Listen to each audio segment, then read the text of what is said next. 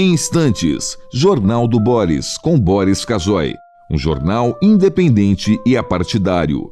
Um sobrevoo pelos principais fatos do Brasil e do mundo. Política, economia, cultura e esporte todas as manhãs. O Jornal do Boris começa daqui a pouco, às 8 horas. Enquanto isso, você que assiste pelo YouTube, não deixe de se inscrever no canal. Deixe seu like nos vídeos, seus comentários e lembre-se de ativar o sininho para ser notificado sempre que postarmos um novo vídeo, com as análises precisas de Boris Casoy sobre os temas mais importantes do noticiário.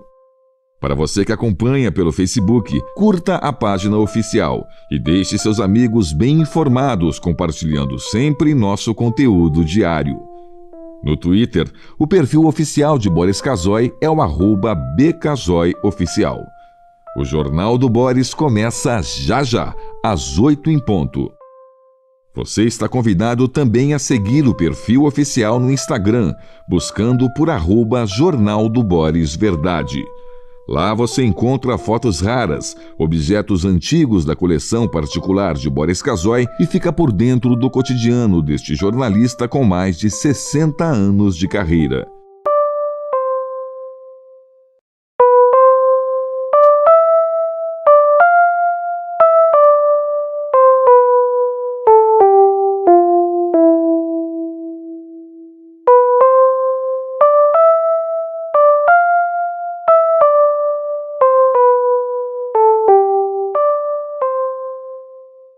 Em instantes, Jornal do Boris, com Boris Casoy.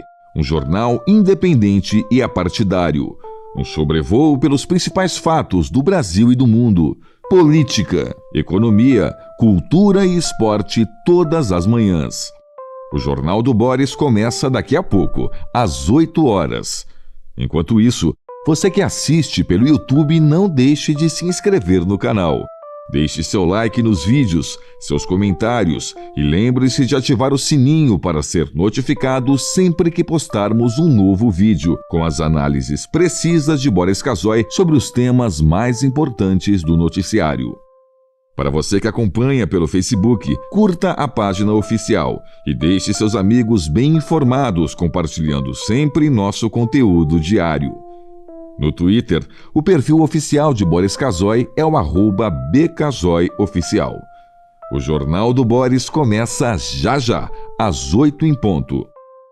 Você está convidado também a seguir o perfil oficial no Instagram, buscando por @Jornal do Boris Verdade. Lá você encontra fotos raras, objetos antigos da coleção particular de Boris Casoy e fica por dentro do cotidiano deste jornalista com mais de 60 anos de carreira.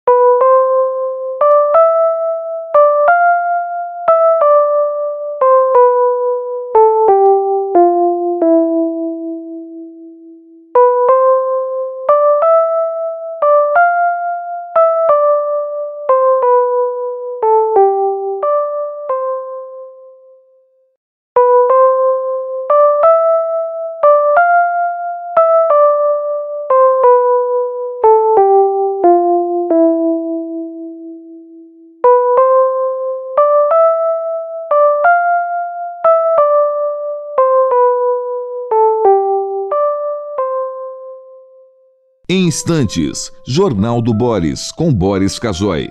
Um jornal independente e apartidário. Um sobrevoo pelos principais fatos do Brasil e do mundo. Política, economia, cultura e esporte todas as manhãs. O Jornal do Boris começa daqui a pouco, às 8 horas. Enquanto isso, você que assiste pelo YouTube, não deixe de se inscrever no canal.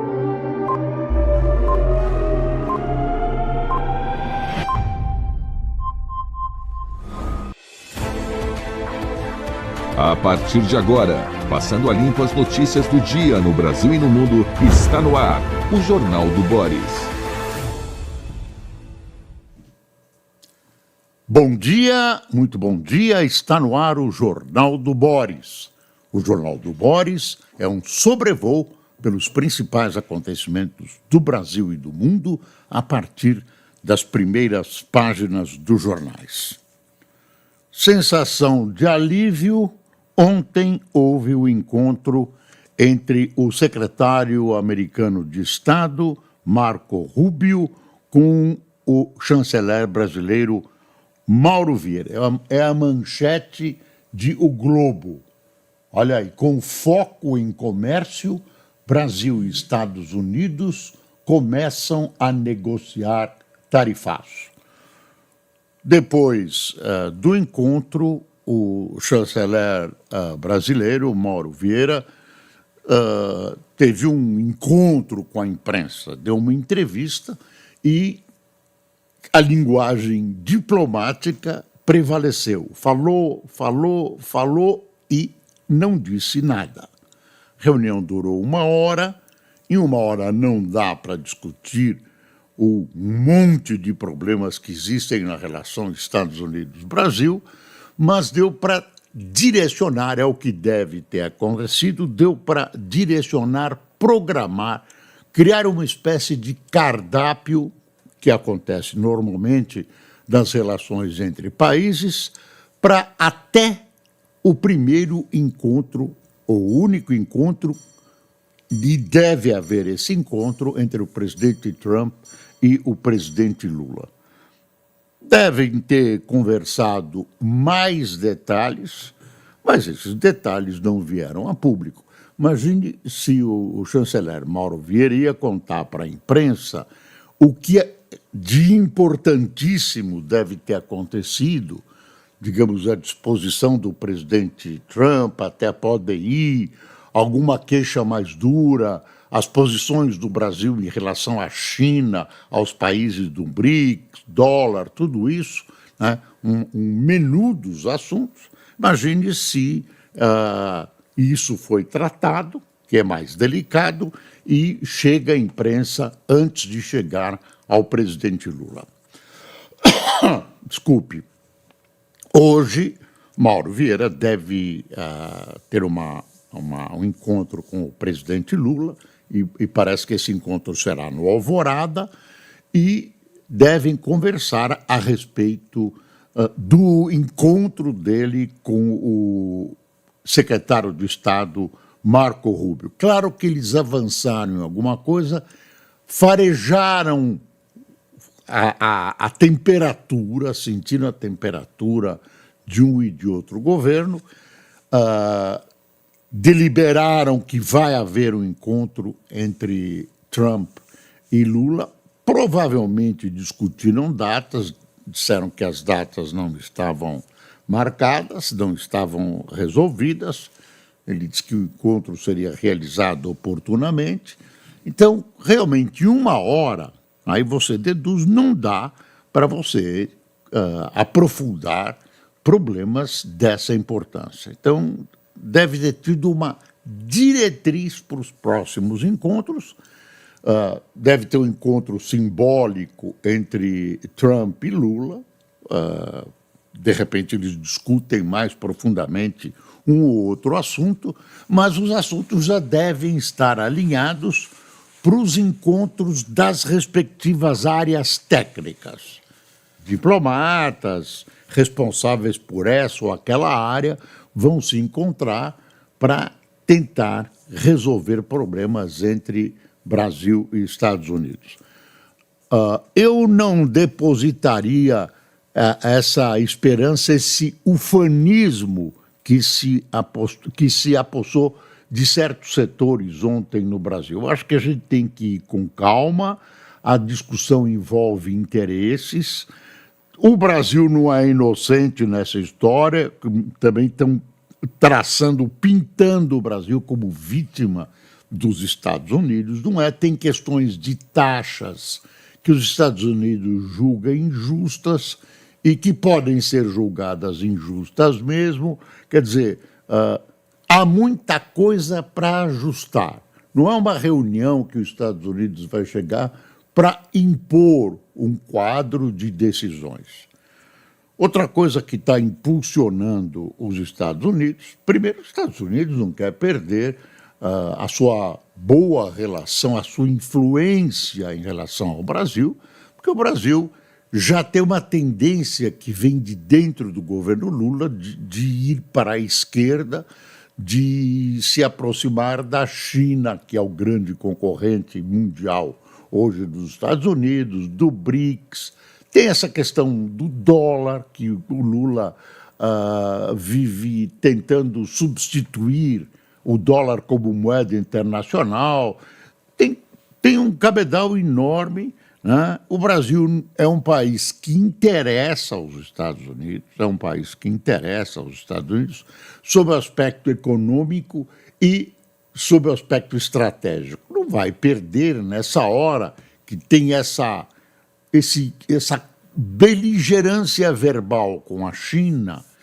Não vai perder a oportunidade, não vai perder o Brasil, não vai empurrar o Brasil mais para o lado chinês. Mas vão prevalecer os interesses dos dois países. Há a possibilidade tranquila de se acertar, até porque o tarifaço não afetou como se imaginava o Brasil. Em alguns produtos, o Brasil vendeu até mais, mesmo suspensa a relação de venda com os Estados Unidos. E dentro dos Estados Unidos, há produtos de consumo popular, por exemplo, café, carne, que subiram consideravelmente. Isso bate na imagem do presidente Trump, porque ele está diretamente relacionado com esses aumentos, e também atinge, né, alcança a inflação norte-americana. Então, o ambiente é um ambiente neutro, né, preparado para o restabelecimento de, eu diria, relações saudáveis.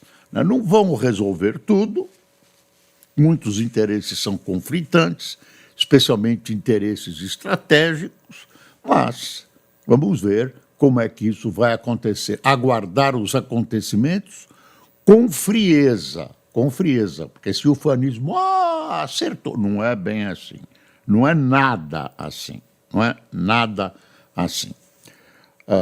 Ontem mesmo o presidente Lula, sem mencionar os Estados Unidos, atacou a questão americana em relação à Venezuela. A Venezuela teve mais um barco afundado pela Força Aérea Americana, já haviam morrido 27 pessoas. O pretexto do ataque ao barco que trata-se de um grupo de traficantes. Toda a visão que os Estados Unidos tentam, de maneira política cínica, mostrar para a gente é que eles estão combatendo o narcotráfico. Nada, eles querem derrubar o Maduro. Não sei se é bom para os Estados Unidos derrubar o Maduro ou conseguir um acordo. É bom sempre lembrar que a Venezuela tem possivelmente a maior reserva de petróleo do mundo, maior que da Arábia Saudita. Está aqui na primeira página da Folha, como está na primeira página de Globo, que nós não estamos mostrando por razões técnicas. Aqui está, olha, o chanceler e o Marco Rubio. Claro, eles foram corteses e tudo. Existe uma relação antiga dos dois. Marco Rubio Marco Rubio era um parlamentar e o Mauro Vieira era embaixador do Brasil, estava na representação brasileira da ONU, já não me lembro, onde eles estabeleceram um contato já de certo respeito mútuo. Então não era o primeiro contato, eles já se conhecem de outros carnavais. Olha a manchete da Folha, ao menos 28 milhões e 500 mil convivem com facções e milícias, aponta Datafolha. Se você vai olhando o noticiário criminal aqui no Brasil, você vai percebendo que a criminalidade subiu de grau e que os jornais e emissoras de rádio e televisão pouco noticiam, a não ser naqueles programas especializados, no Datena, etc., os crimes menores. Desconhecem, já não fazem parte do cabedal, boa palavra essa, de notícias dos jornais. E nós estamos na era do crime organizado. Então assusta, viu? Assusta. E não há um combate efetivo. Tem muita propaganda.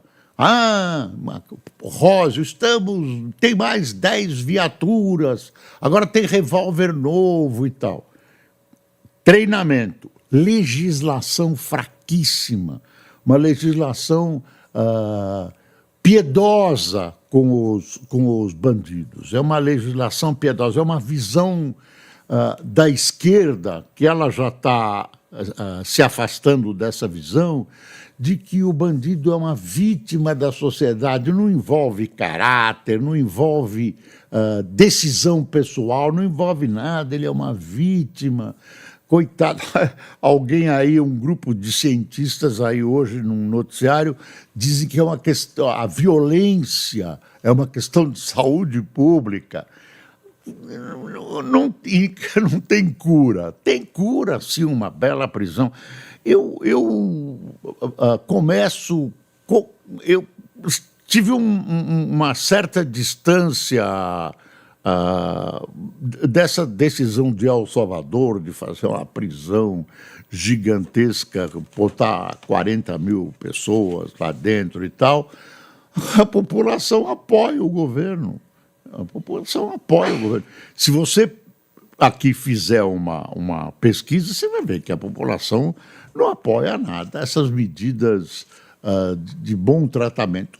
Preso tem que ser bem tratado, tem que cumprir a pena integralmente. Esse negócio de saidinha, matou a mãe ou o pai e sai no dia das mães e no dia dos pais. Progressão de pena, todas essas coisas que tem uma vocação religiosa aí, né? Dê a outra face. Isso tem que acabar, gente. Tem que acabar ou a criminalidade vai acabar com a gente. E o crime organizado está se entranhando no poder, nas companhias de ônibus, dos bancos, criando seus próprios bancos. Enfim, isso vai crescendo de maneira exponencial e precisa de alguém que tenha aquilo roxo que entre de sola nessa gente.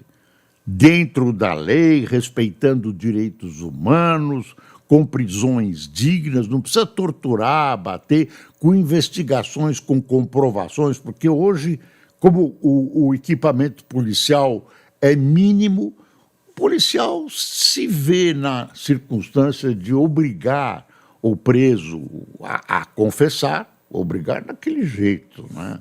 Com tortura. Claro que tem, né?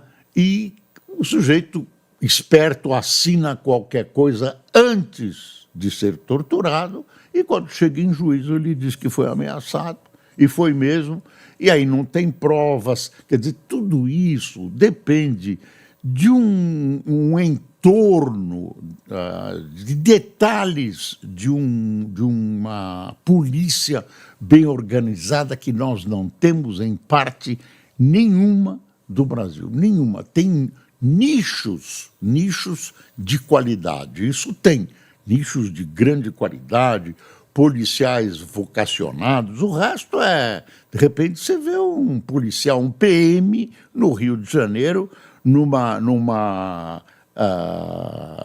blitz numa favela, entrando lá e roubando o cidadão alvo daquela... roubando a casa e tudo isso. Falando em crime organizado, olha o manchete do Estadão. É uma matéria longa, que coloca em xeque. Lei muda e isenta 5 bancos em investigação da PF sobre lavagem de dinheiro. Tráfico que lava dinheiro. Operações que envolviam compra de criptoativos e lavagem de dinheiro para organizações como Hezbollah e PCC estavam na mira e mudaram a legislação. Eu não sei por quê. Deve ter uma explicação, deve ter até uma desculpa. Mas esse pessoal é forte, viu? Esse pessoal está entranhado no poder e mais, tem muito dinheiro. Não estou dizendo que houve irregularidade, mas o Estadão está denunciando aqui, numa longa reportagem, toda essa questão, numa reportagem detalhada. Não pense você que são todos os bancos e que os grandes bancos estão envolvidos. Eu vou dar os nomes para que não pairem dúvidas. O Master, o Genial,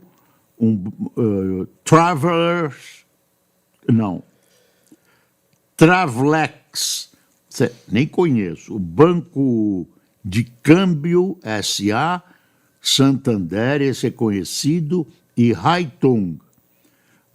As instituições negam as irregularidades. Como é que a polícia, pelo menos de acordo com a reportagem, começou a investigar?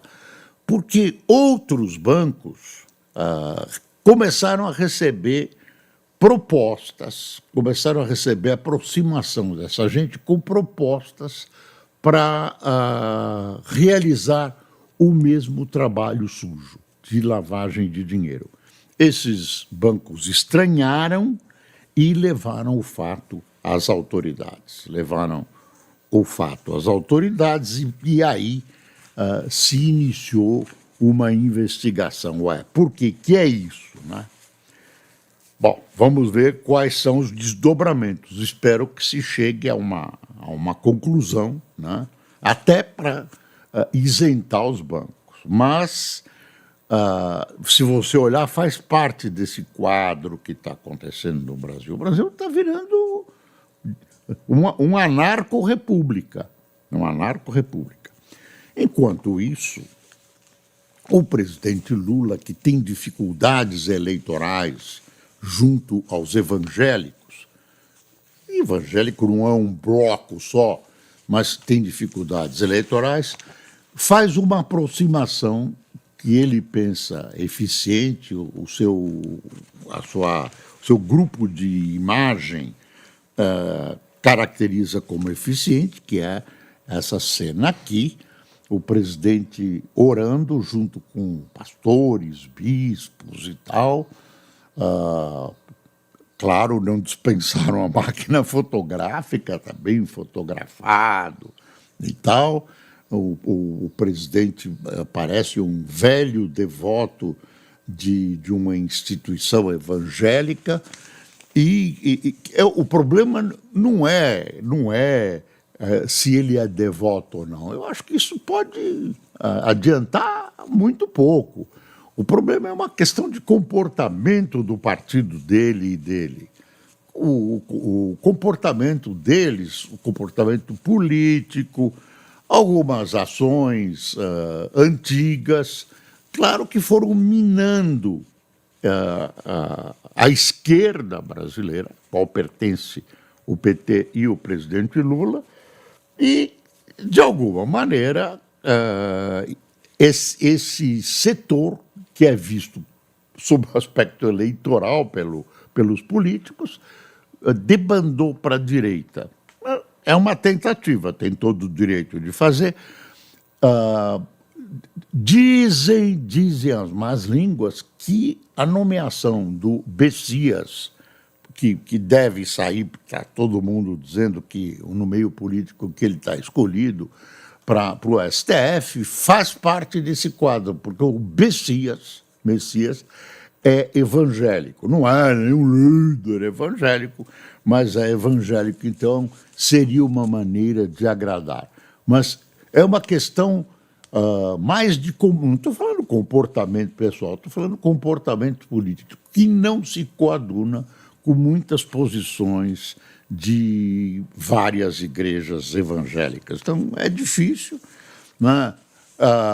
A última eleição, Bolsonaro-Lula, está aí quase empatada, então qualquer grupo que possa votar, qualquer grupo que se passe, que reconheça virtudes peregrinas no Lula, pode ser decisivo na futura eleição que ele é candidato. Hoje tem muita notícia. O chefe militar americano, um almirante, que chefia, que dirige as operações lá na Venezuela, renunciou. Saiu o almirante. Segundo o New York Times, o almirante era crítico dos ataques aos barcos venezuelanos. Se arrancou. Tem alguma coisa estranha nessa... Estou defendendo a Venezuela, quero que a Venezuela se estrepe.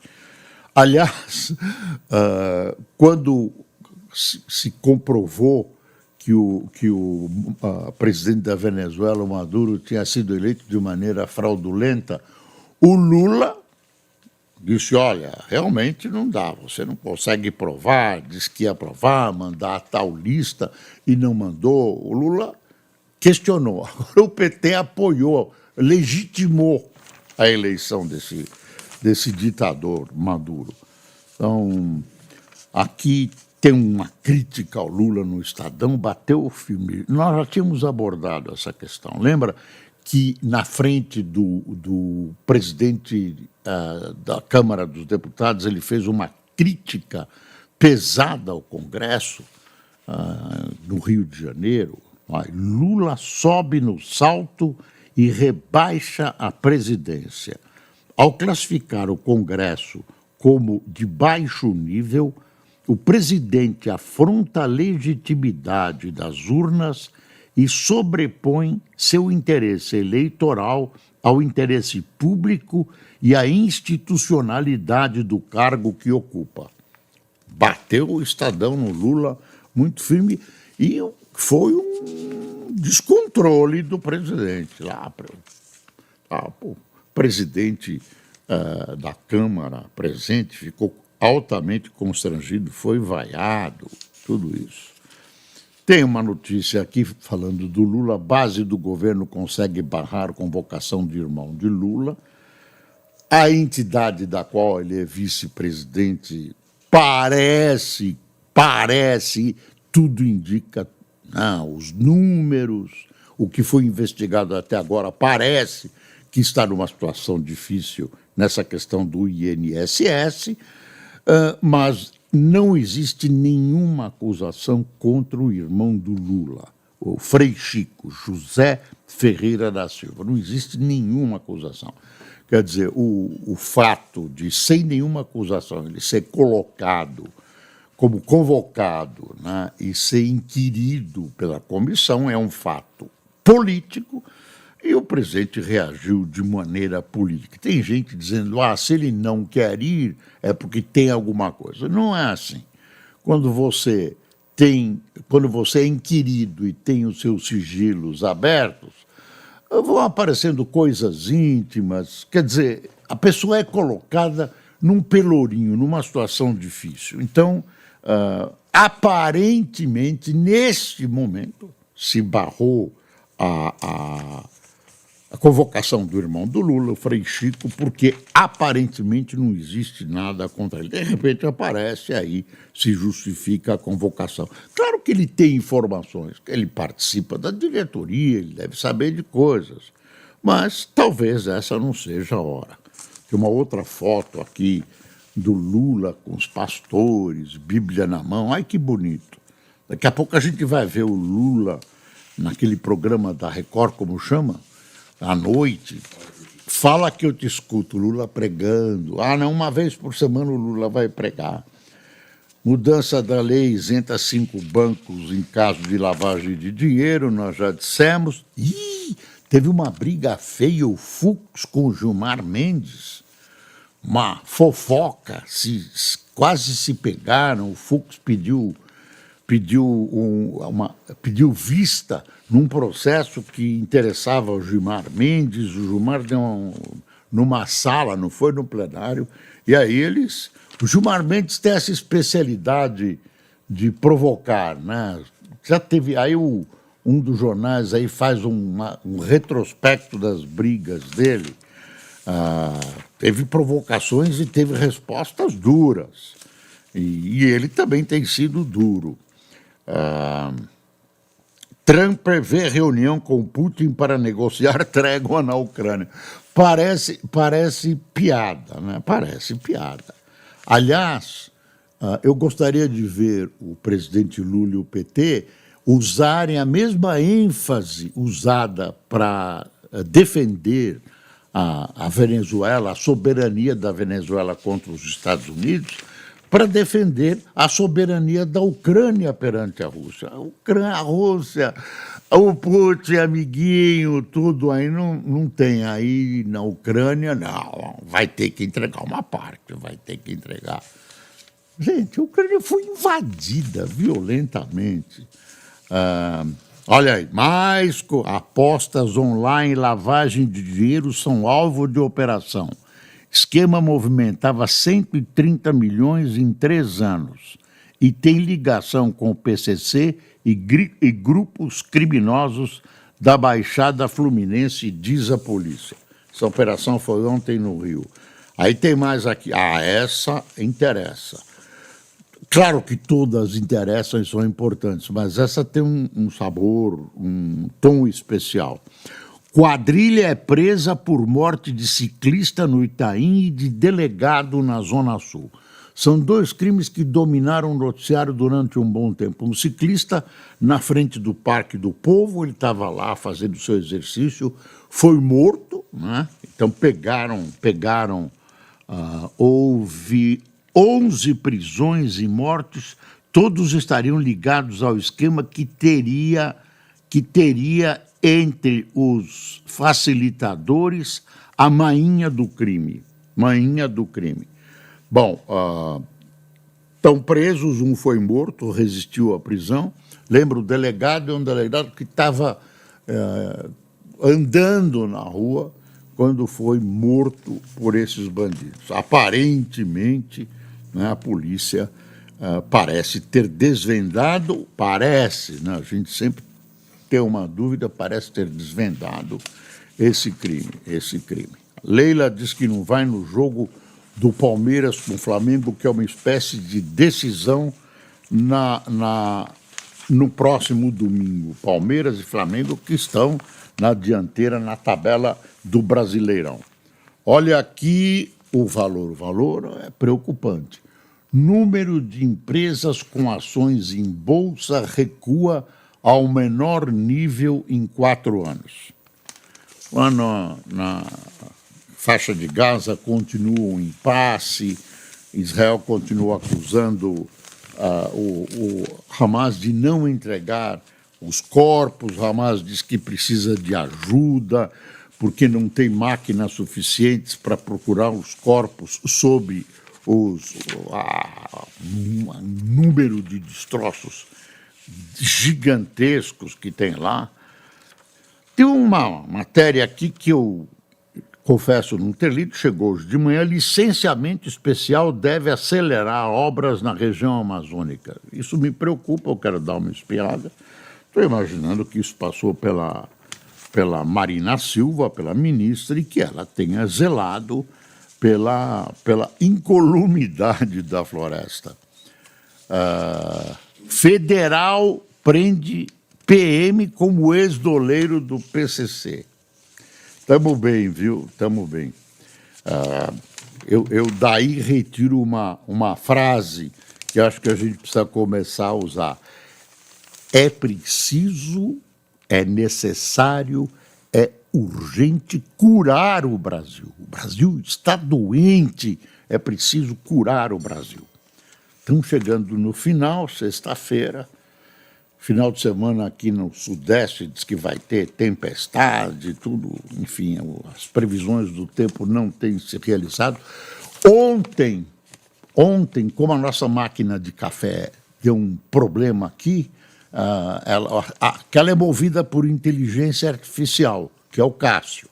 E a inteligência artificial falhou ontem e eu acabei não dizendo quem ia tomar café, porque não teve café, então essa lista é de ontem, ó. Ontem, desculpe, pessoal, quem tomou café, quem quase tomou café com a gente, se reuniu, mas não houve o café. O Sebastião Subtil, a Simone Rodrigues, Marta Sampaio, Eronilton... eu não estou conseguindo, Eronilton, ver o seu sobrenome. Borburema, Marcos André, Ademir Ros, Maria Trecossi, Jefferson Luiz, Reinaldo Diniz, Carol Florencio,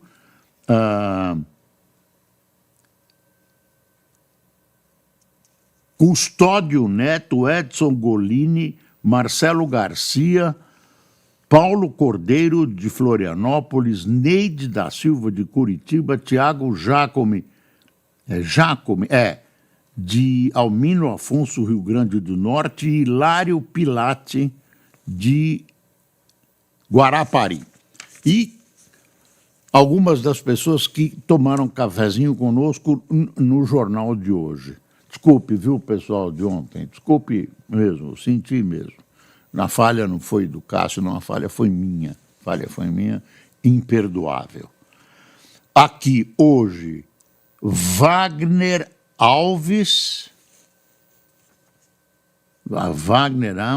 de Morrinhos, Marcos Garcia, de Maurício Lazari, é isso? Maurício Lazari, eu pensei que era o nome de uma cidade, aqui está uma grande confusão. Elaine Reinert, do Balneário Camboriú, Cássia Oliveira,